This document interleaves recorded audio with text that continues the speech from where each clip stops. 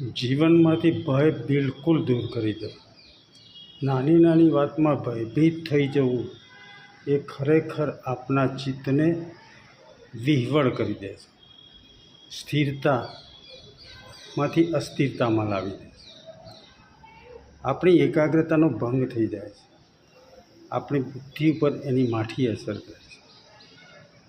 જ્યાં નિર્ભયતા છે ત્યાં જ સફળતા છે. નિર્ભય બનો.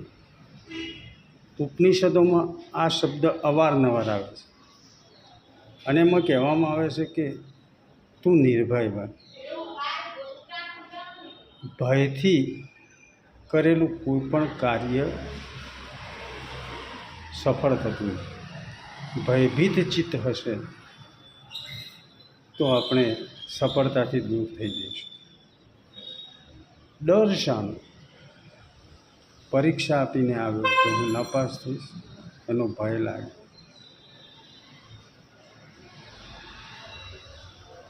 ધંધામાં નુકસાન થયું, ભય આવી ગયો. બીમારી આવી, મૃત્યુનો ભય સતાવા લાગ્યો. જમવામાં એવું આવી ગયું, પચશે કે નહીં, મને બીમારી તો નહીં થાય, ભય આવી ગયો. અવારનવાર ભયભીત થવું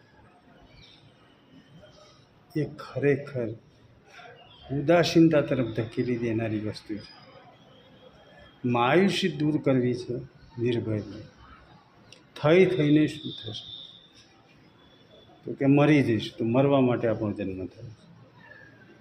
આ શરીર કાયમી તો છે નહીં, સંબંધો પણ કાયમી નથી. આ જે મિલકત છે આપણી કાયમી નથી.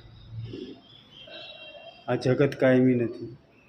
આ બધું ક્ષણભંગુર છે. આ બધું મટવાવાળું છે, નષ્ટ થવાવાળું છે. જે દિવસે બન્યું ત્યારથી જ નષ્ટ થાય છે. આ શરીર જ્યારથી જન્મ્યું ત્યારથી જ મરે છે. થોડું થોડું મરે છે. એક દિવસ પૂરું મરી જવાનું છે. એટલે એની ચિંતા છોડો. તમે વર્તમાનમાં જીવતા શીખો. વર્તમાનમાં જીવવું છે. જે વર્તમાનમાં જીવે છે તે જ વર્તમાનના રસને પ્રાપ્ત કરી શકે.